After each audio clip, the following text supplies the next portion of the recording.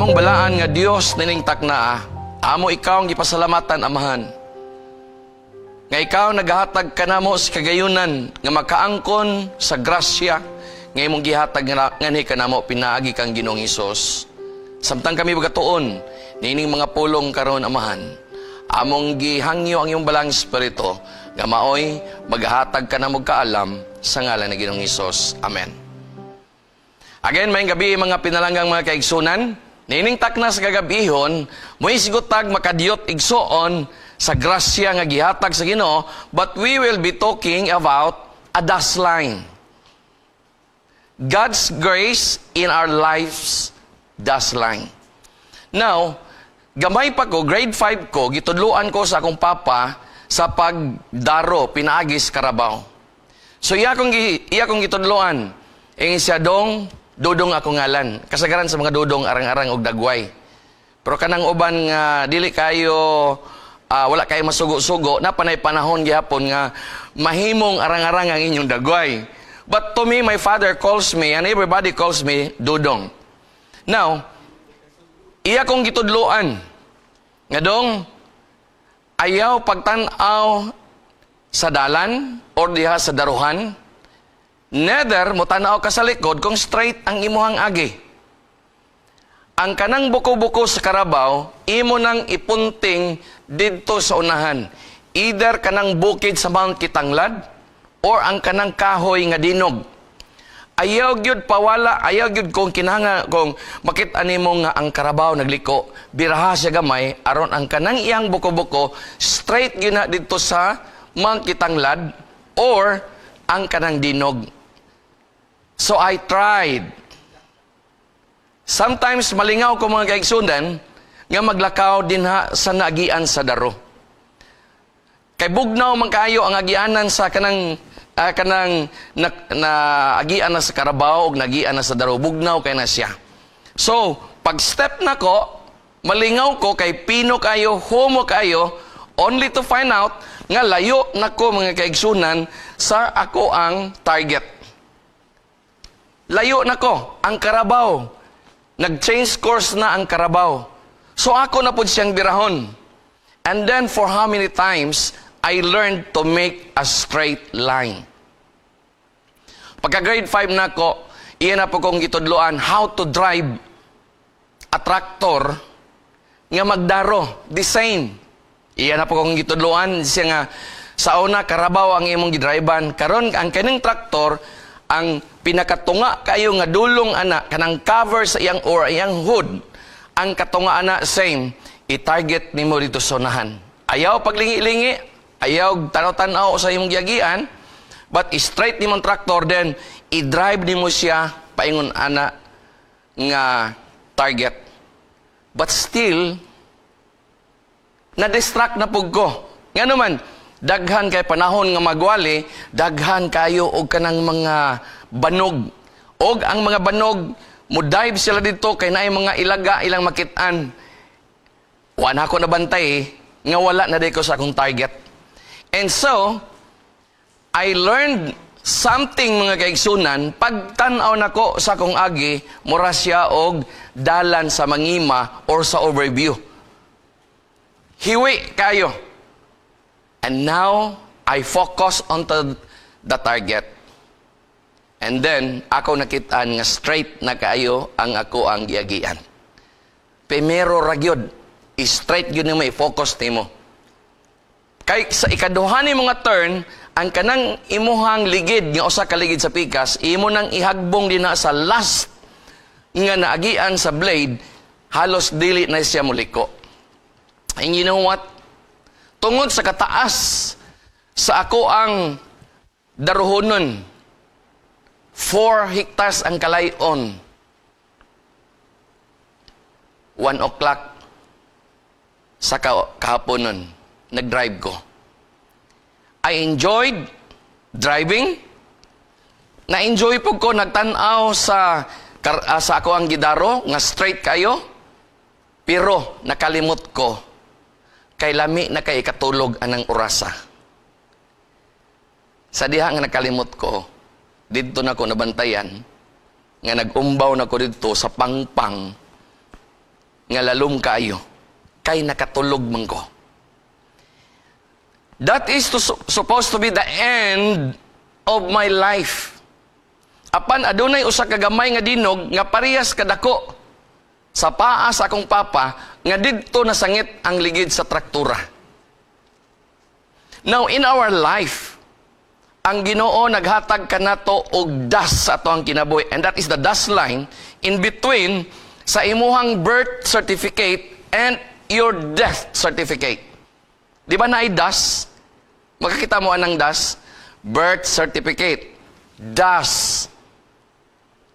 Muna imong kinabuhi, kibali.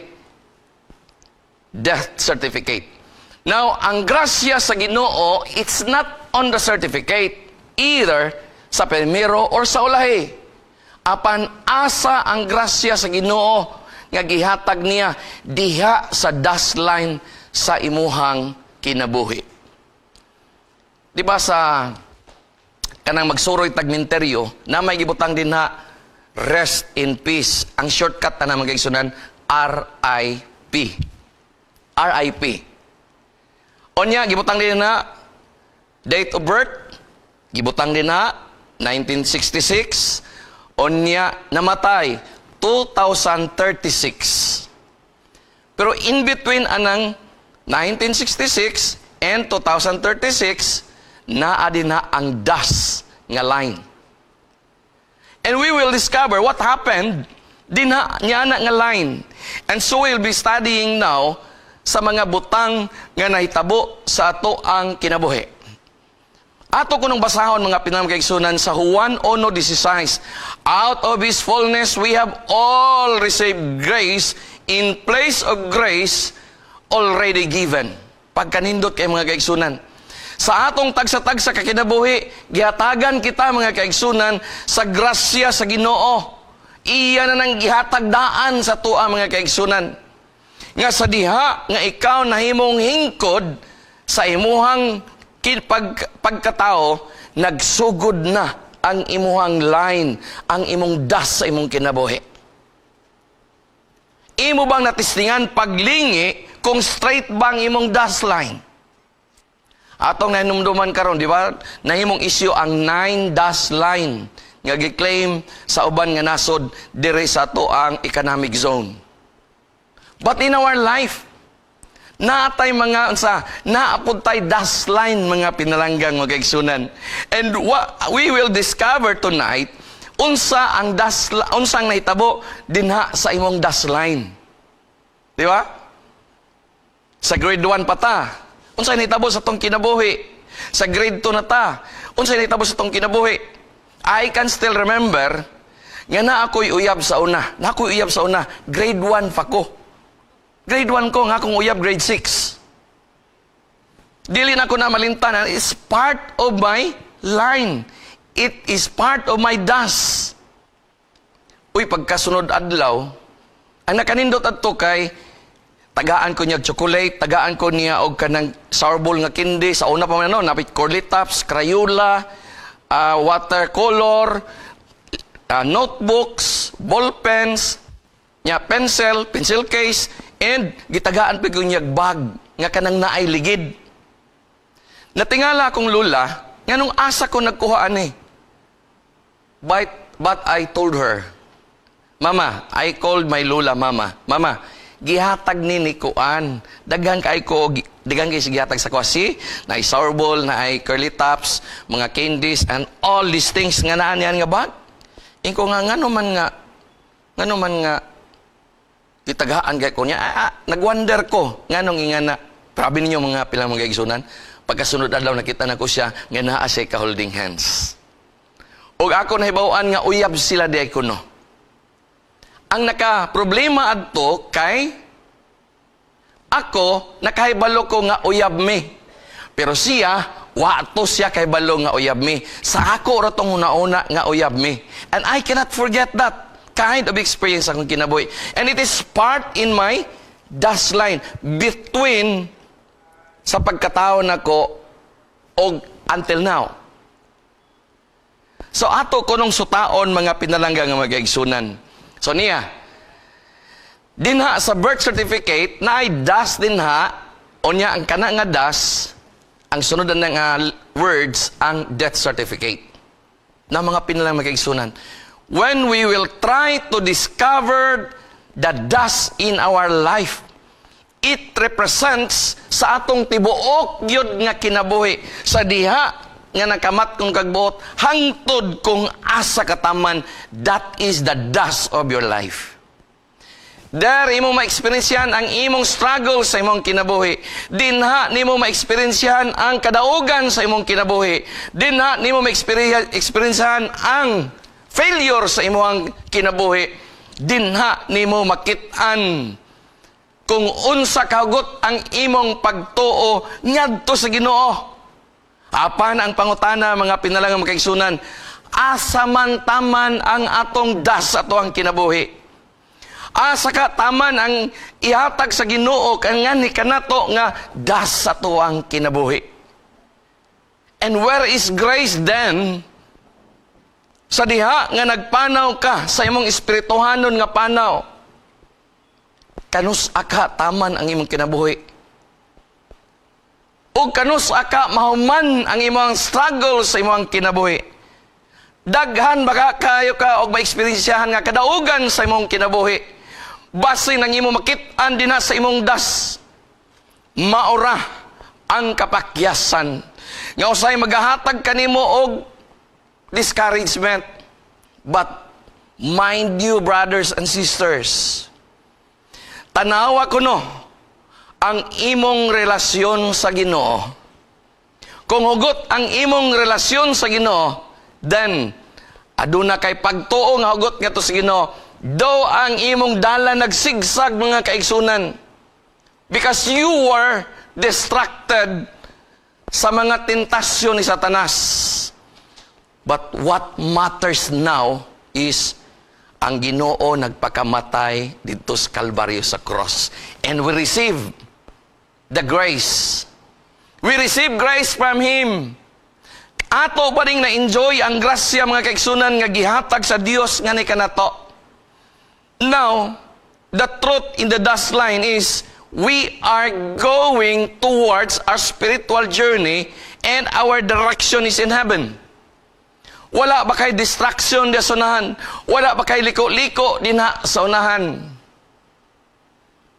Naka-experience ako paingon og ipel sa Buanga. How many times ka nangadalan, grabe ka confusing. Ako na lang naibaluan nga nakaliko dahil ko paingon diri sa Mulabi. Unya hangtod nga nakaabot na ko lahi na nga lugar nga akong nalusutan. Nakaabot na ko, amot sa natong lugar nga nagtuyok na dahil ko. And that is already 1 hour. Nangutan ako, asa mo ang dalan paingon og ipil. Ingon siya direra. Balik ka diri, niya pag-abot sunahan, liko ka dito. Niya, duhara gyud ang timan-an mo. Nailiko nga wala og tuo. Now sa atong kinabuhi mga kaigsunan, duhara gyud atong gilikuan. Wala og tuo. Wala ta kakabalo kung ang atong direksyon, mao ba na ang tama nga direksyon. Wala ta kabalo nga kining wala tama. Wala ta kabalo nga kining tuo. Tama. And so, I decided nga mag-navigate ko mga kaigsunan sa cellphone. Navigator sa cellphone.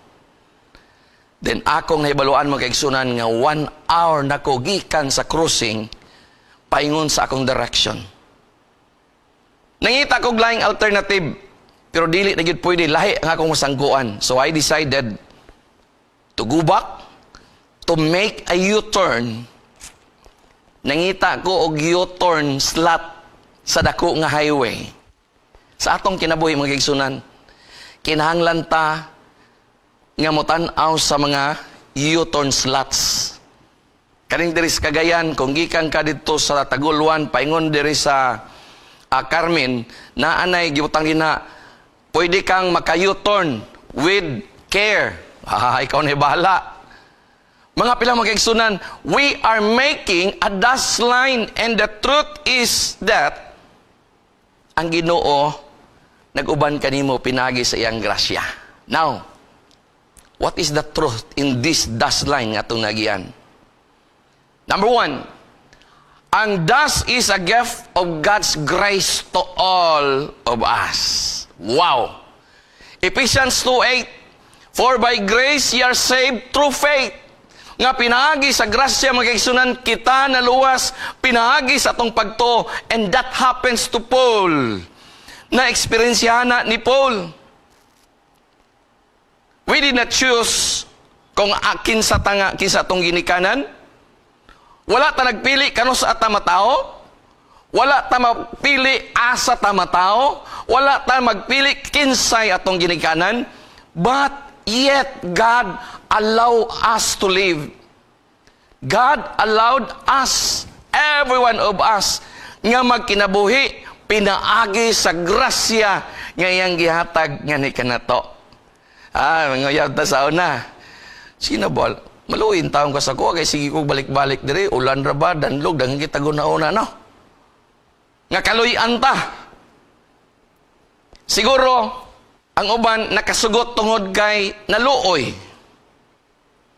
Ang Ginoo mga kaigsunan dili siya na gihatag niya ang grasya sa imuha, and it is up to you to enjoy that grace nga iyang gigrant dinha sa imuha.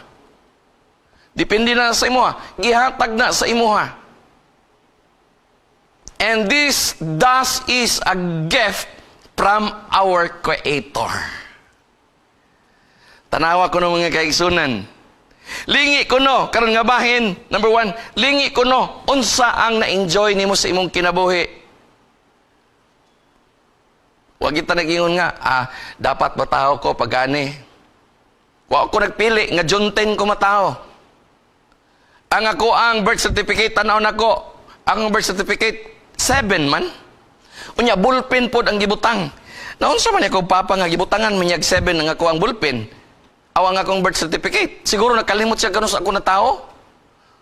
Pero ang kasagaran, mag-birthday ko, June 10. Nga nung July maning nasa akong birth certificate. So ang nahitabo mga gaigsunan, giusab. Di na nimo mausab ang imong birth certificate, apan mausab nimo ang mga school records. And so I did it. Nausab, instead of celebrating July, June 10. Dili July 10. Nga naman, gi-alter man sa akong amahan. Mga pila mga kaigsunan, God doesn't alter our what? Our journey. But He guides us in our spiritual journey. Siya nagkauban ka na to. Siya naguban ka na to. And He allowed us to enjoy that life nga iyahang gihatag nga ni kanato. Number 2, ang dust is filled with brokenness, but sustained by grace.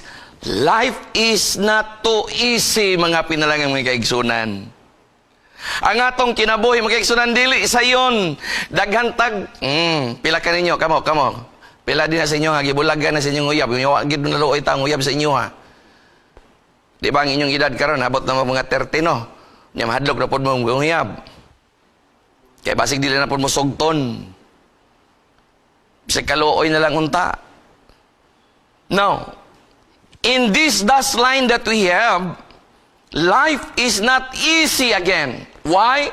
2 Corinthians 12:9, by grace is sufficient for thee. Kung imo nang basahon tanan mga kaigsunan, ang balahan kasulatan, wala siya maghatag og pulos.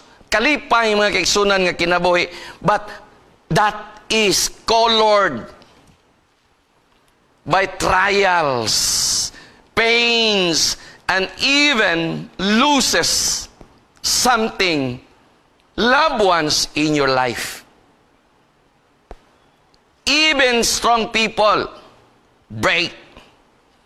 Bisan pagamanan kay nga mga tao, kusgan nga mga tao, dagko og kalibre nga mga tao, dagko credential nga mga tao, dagko kahibalo, but we are not exempted of all these trials ato ang kinabuhi, all these pains nga ato ang magian, even the losses of something, siguro atong butang, atong membro sa atong panimalay, ato nang mabati mga kaigsunan. But you know what? God sustained us with His grace. Nindot kayo. Si Mateo, sa diha nga nawala siya siyang trabaho as a tax collector. Daghan kayong naitabo sa iyang kinabuhi. But when he was with the greatest teacher, mga kaigsunan, bisan naka-eksperyensya siya og kasakit, but still, malipayon si Mateo. Same with Paul. Now, in our line of our life, mga pinalangang magkaigsunan, ang latid, dili na siya straight, na ay up, na ay down, na ay going down, and more down. Apan, usay magkaigsunan, sa diha nga itong relasyon sa ginuhugot kayo, bisan pa magtungason kayong kinabuhi sa problema nga nagtapos sa itong kinabuhi. Apan, mga pilang magkaigsunan, nakasaka ragyapon kita because of God's grace. Number 3. Now, nagayon din mga kaigsunan, ang Diyos wala nag-promise nga ang ato ang kinabuhi walay problema. Sa diha nga nataw ta, gikaluhaan na ta og mga problema sa ato ang palibot. And those trials, maunay nakapabuo sa atong kinabuhi. Munay nakahatag ka na to og kontribusyon sa atong kinabuhi nga kita ligon or huyang. But I said, by the grace of God, nakasurvive ta mga kaigsunan, nga nalahi ang ato ang kinabuhi. You know? Sa diha nga naluya ta, ang grasya sa Ginoo maoy imuhang kusog. Sa diha nga nahagbong ka, ang grasya sa Ginoo maoy may pataas nimo. What happened to Peter? Sa diha nga naunlod si Peter magkaigsunan. Si Peter powerful siya nga tao. Grabe siya og kanang temperament. Siguro bright si Peter. Utukan si Peter. Fisherman siya. Kabalo siya asa ang duot sa mga isda paingon. Kabalo siya kung kanusa magdagkong balod. Kabalo siya kanusa ang panahon nga motukob ang isda. And he thought that he knew everything. But sa diha mga kaigsunan, nga naglakaw siya paingon kang Ginoong Hesus, nagalakaw siya sa maitom nga dagat igsoon sa Galilea. His focus was lost, and then naunlod siya magkaigsunan. And by God's grace, through Jesus Christ, naluwas si Pedro, mga pinalangang magkaigsunan. In our life, in our dust, it includes failure in our life.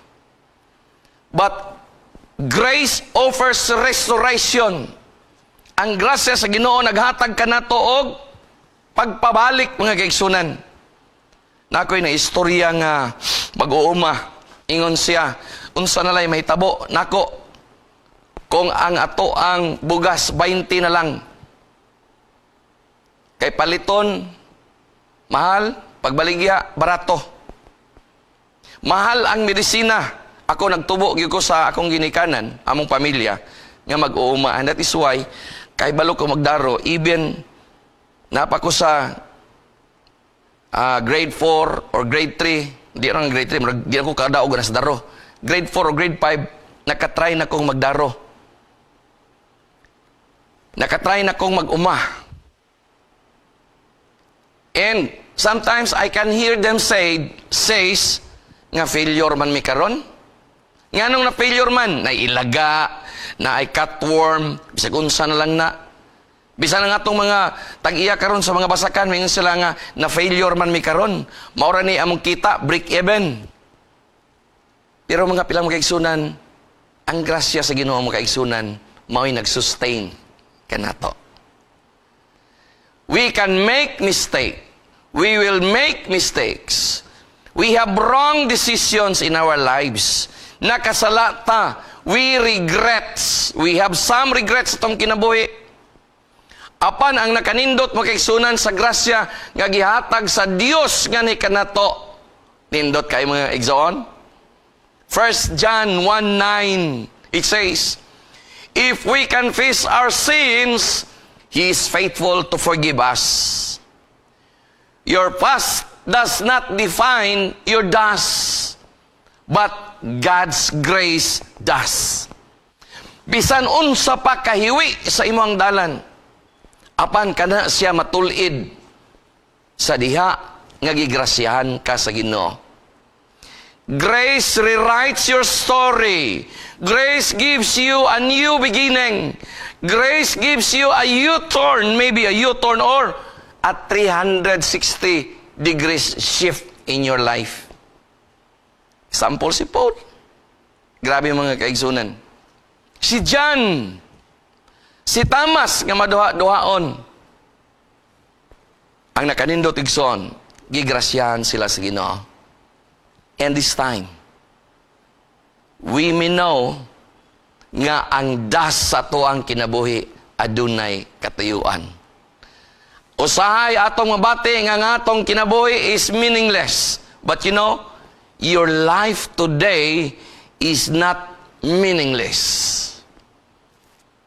Nindot kayo, natay gihimo mga kaigsunan nga seminar about AMR. Our existence is to connect our brothers. Our existence, natay mission to pray for them.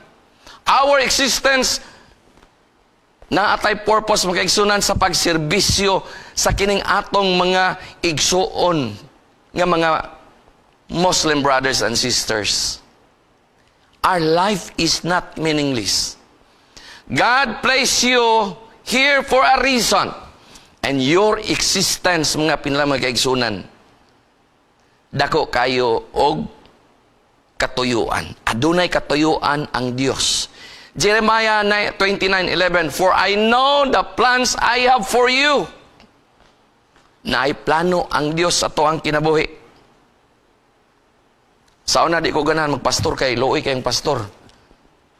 Usay ignon lang nga ang mga pastor ang ilang gisuloban na mga ukay-ukay. Wa pay ukay-ukay sa unang nga kuan. Kanang term, relief.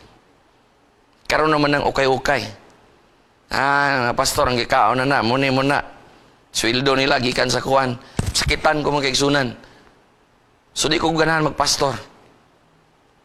But you know, ang akong ugangan ako karon nga ni pahulay na pod, iya kong gignan. Dong, ni graduate manay ka og theology, nganong naamang ka diri? Iya kong ipangutana, is that your plan or plano ba ni sa Ginoo? Then I answered, Pastor Bacabis, Pastor, siguro ang plano sa Ginoo, iya pa kong ipatiwas direg eskwela. Nga naman, wala ka kauman sa MBC? Wala.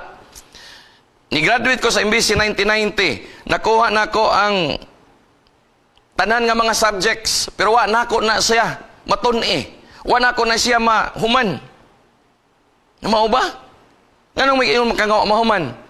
Kaya himo lang nako ng pagtuon parang makagrado. And that motive, it never changed my life and even my direction in my life. And I must learn. And after 4 years of learning those subjects nga itong giklase dito, Christian beliefs, teachings of Jesus, and others, Daniel and Revelation. Ang akong grado sa Daniel Revelation, di man kaya dako. Akong maestro si Pastor Aburdo, di kaya dako. A-. Mag-A ragyapon, no? Dollar man ng A o A plus or A. Pagka-final na, nakainag yun ko. Eh ko nga, amigo day siguro ta, Pastor Rudong. Ingin sa dili, nagtinuod mga kag-eskwela. But when I left the gate of Mountain View College, I forget everything. I forgot what I have learned. And now, naan ako nag-atubang sa dagat.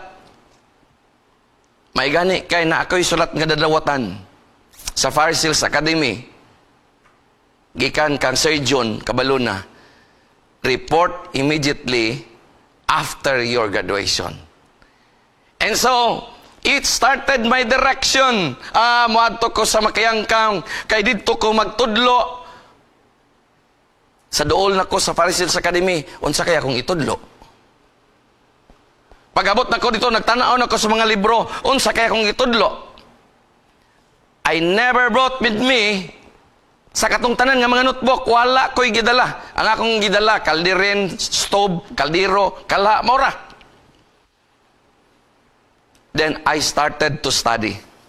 I started finishing my teachings of Jesus for the first year, Christian beliefs for the second year, Daniel and Revelation for the third year, and career for the fourth year.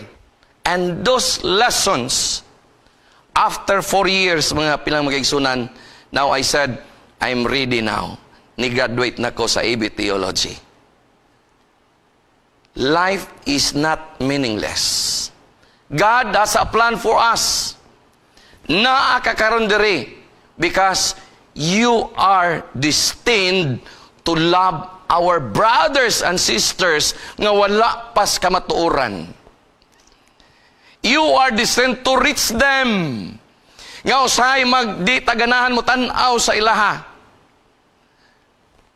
Muratag si Hunas bitaw nga magkakita adto ganing mga taga Ninibe nga di sa ganahan. Labi na karon mga pilang magkaigsunan nga nagira ning duha ka mga nasod. Ang uban ako yung maklaro asa mo mulaban. Ang uban nakahibalo ko asa inyong gidapigan. Prabi nyo karon mga kaigsunan samtang may naghimo aning nagseminar nining AMR program sa ISISD. The whole picture was changed. The direction was changed. We discovered that we have to love them because they are our brothers. We discovered that those people saved even Abraham, Isaac, Jacob, and Moses. Even the Christians during the Christian era, these people saved them. What happened to Joseph? Sa diha nga si Joseph gibaligya mga kaigsunan sa iyang mga igsoon. Kinsay ni rescue kang Joseph. And by God's grace, gisugo niya ang mga Ismailites. Gisugo niya ang mga Midianites. Sa pagkuha kang Joseph o gi-install si Joseph mga pinalanggang mga kaigsunan didto sa Ehipto. And because of God's grace, he was able to save his family. He was able to save the sons and daughters of Jacob. And these people existed. Kani silang mga tawhana, mga pilang magigsunan, naani sila. We are destined to love them. We are destined to serve them. We are destined to go and reach them. That is our mission, mga pilang magigsunan. And that is part of our dash line. Ang atong dash line, mga kaigsunan, is filled with service and mission. Number 5. Dere na ta. Dash is short, so live it with grace.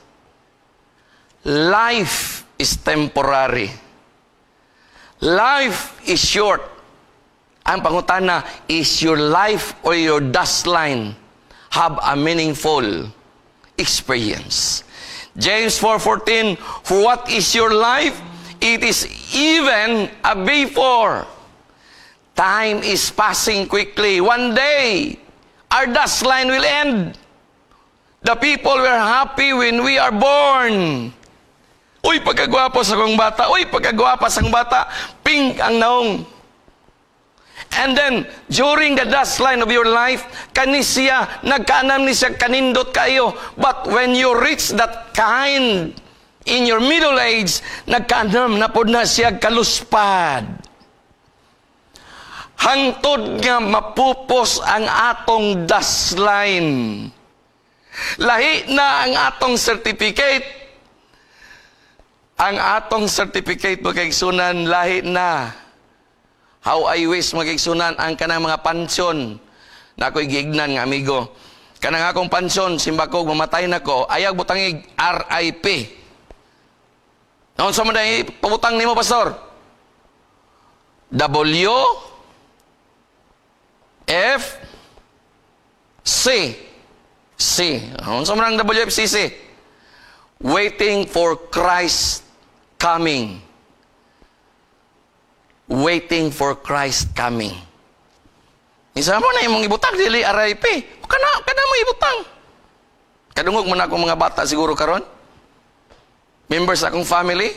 Then may request. Nga dili RIP ang ibutang. W, waiting, F, for Christ coming. Ya, kamo. Puy, musugot mo, kamo diri sa naminaw karon. Musugot mo nga ang inyong ibutang dili na RIP. Magpalahi siguro tanong, buhat siguro tag sementeryo nga ang makasulod diri ibutang din sa gawas. Welcome to a place where waiting for Christ coming. Ang mga pansyon dito ang gibutang W, F, C, C, dili na rep. The question is, did you live for God? Did you reflect His grace? Mga pinalangang mga kaigsunan. Ang atong kinabuhi, kaisara gyud mo agi. Usay makaingon ko nga, makabalik og imbisi ngani akong buhaton ngani akong buhaton. No. Nakagawas na ka dito, di na ka makabalik.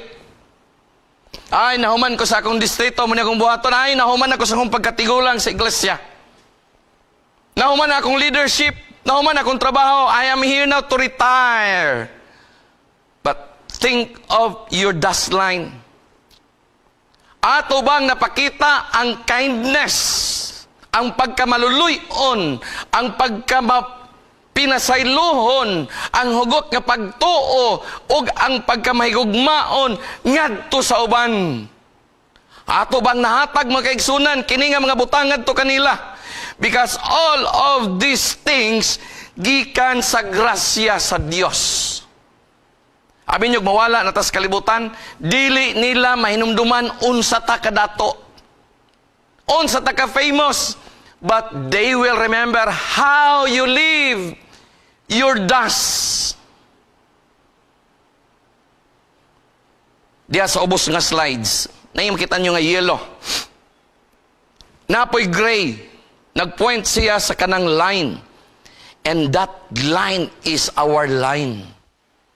Naa diha gibutang ang tanan nimong kinabuhi that when you will die or mo balik ng Ginoo mo tan-aw ra na siya sa imong dust line.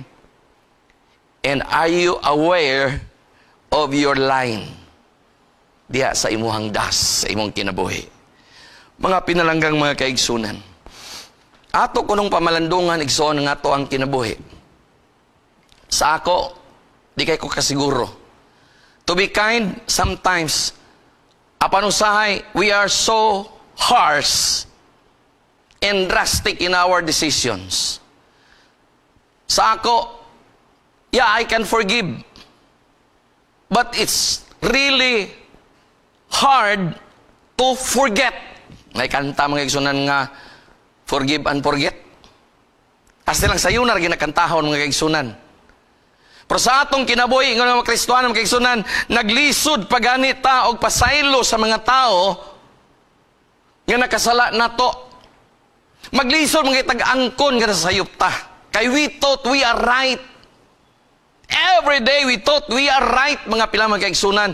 Apan tanawa kuno sa likod kung tama bang imong gibuhat. Tama ba ka nga tong pagtuo mga pinaga mga kaigsunan? Tama ba ka itong gugma tonight? Let's recognize that through the grace of God, nga gihatag nga ni kanato, atong ma-experiensya, atong mabati ang gasa sa grasya nga gihatag nga ni kanato. Magampo ta. Balaan na mo nga Dios, nining takna amahan, imong nakitaan ang among tagsa-tagsa kakinabuhi. Lord, usahay among mabati, among makitaan ang amoang nahuman sa mo ang kinabuhi. Among nakitaan, O Dios, ang kalampusan sa mo ang kinabuhi. But sometimes, nakasala mi amahan. We failed, but sometimes we forget that we have failed. Usahay sa sulod sa iglesia, magawas ka na mo ang pagkahari-harion.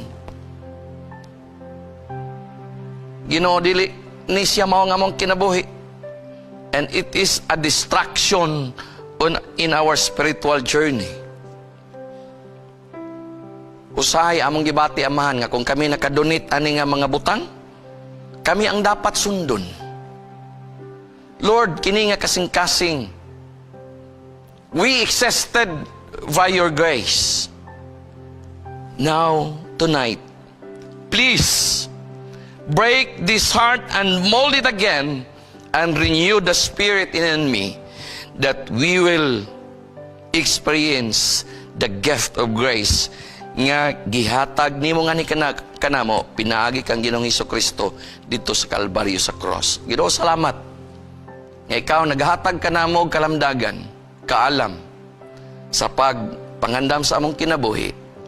Amo kining gipasalamatan ang tanan sa ngalan ni Ginoong Hesus. Amen.